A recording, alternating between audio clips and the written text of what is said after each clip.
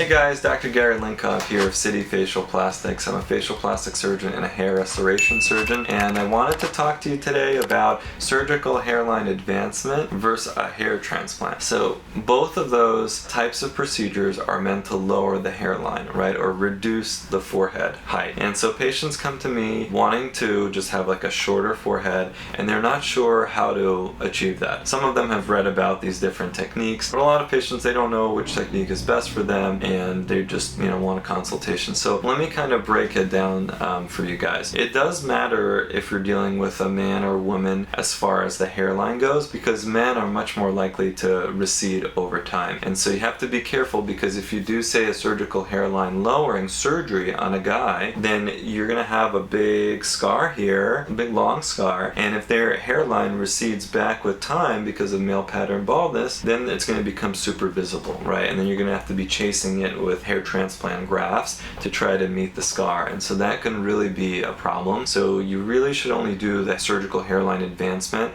on a man if they're a little bit older and if the hairline is very secure and hasn't really changed and they have good genetics as far as hair goes. So that's sort of something to be really careful about when it comes to choosing between the two methods. So for guys, I generally will recommend hair transplant in order to, if they want a little bit of hairline lowering or if they want the sides to be improved. We're talking about transplants most of the time. Of course, the way you do transplants can be different. Make sure to check out my video on FUT versus FUE when it comes to harvesting for a hair transplant. I find that the indications for men for surgical hairline advancement is fairly limited, and there aren't like that many great candidates out there. It's mostly for women when we're talking about the SHA or surgical hairline advancement. So that surgery, so when you're looking at a woman and you have like a tall forehead, and some patients of mine, they come in and they've been wearing bangs like their whole life because they're so self-conscious about it.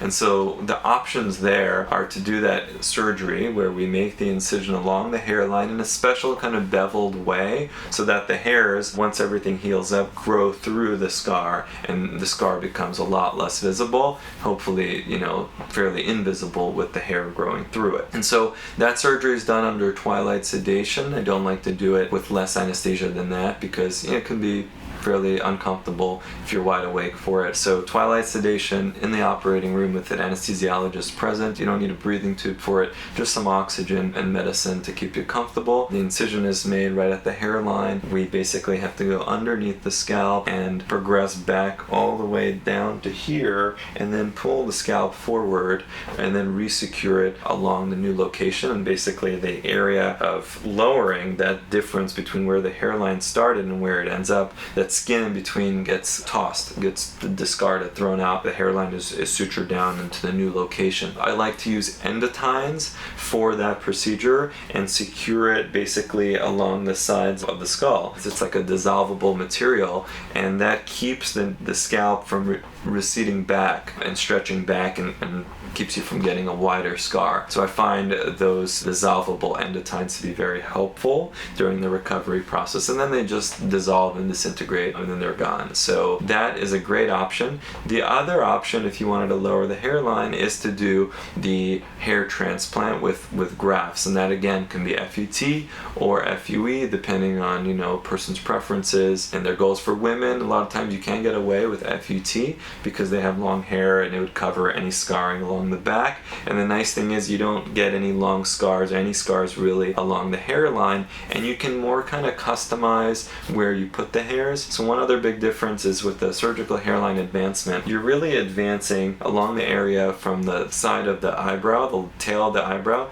to the other tail. Anything more lateral or further to the sides, like this whole temporal area, doesn't really get pulled down, and so you can get still some sides that are a little bit recessed. Some patients, especially women, they want a more rounded look on the sides. So in that situation, sometimes what we discuss is if someone wants the hairline lowering, because it's kind of like an immediate result. So they want the hairline lowering, but they're worried about the sides. We'll do the hairline lowering, and then as early as 4 months after the surgery, we can come in with grafts and actually complete the round out, and we can add additional grafts to the scar area, and and that can further hide the scar. So that's a good option. It's just it's two separate procedures, but for people who are very motivated to get that really nice hairline, it can be done. So for some patients, there's only so much you can lower the hairline with the scalp advancement. If they have a pretty thick scalp and a very huge tall forehead,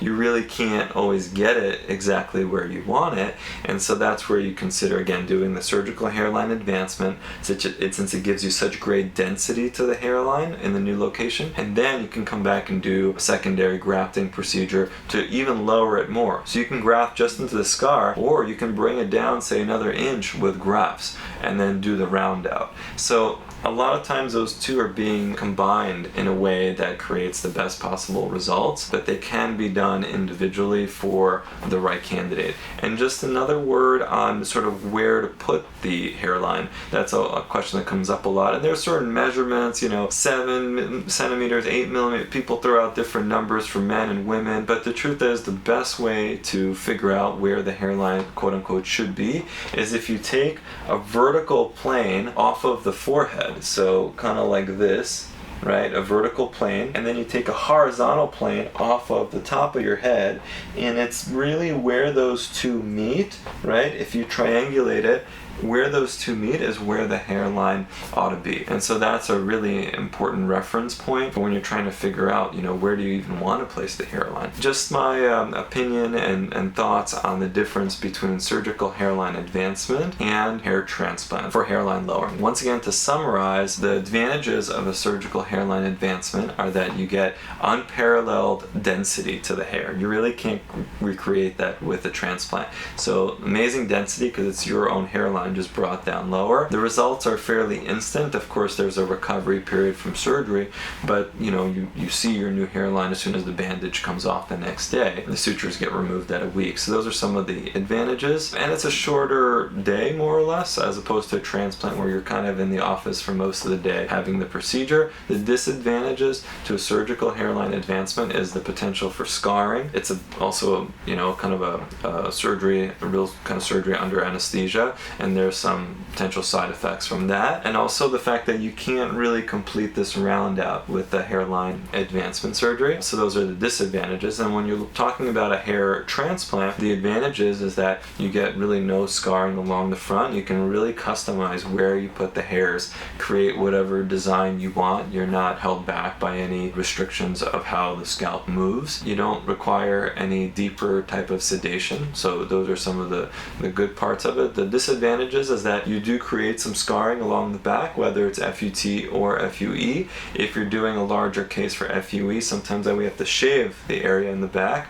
We don't always have to shave, but if you get into like a larger graft kind of count, then oftentimes we do have to shave. So then the hair that we didn't extract out has to grow in, and that takes time. The day takes longer. I mean, when you're doing a hair transplant to the hairline, because you need a lot of grafts to create any kind of lowering. So some pros and cons there of the two different methods. Check out my website for some photos at cityfacialplastics.com. If you have any questions, send us a message on the website, find me on Instagram at Dr. Gary NYC, or just leave a comment below. Make sure to like and subscribe to the channel as well. Take care, guys.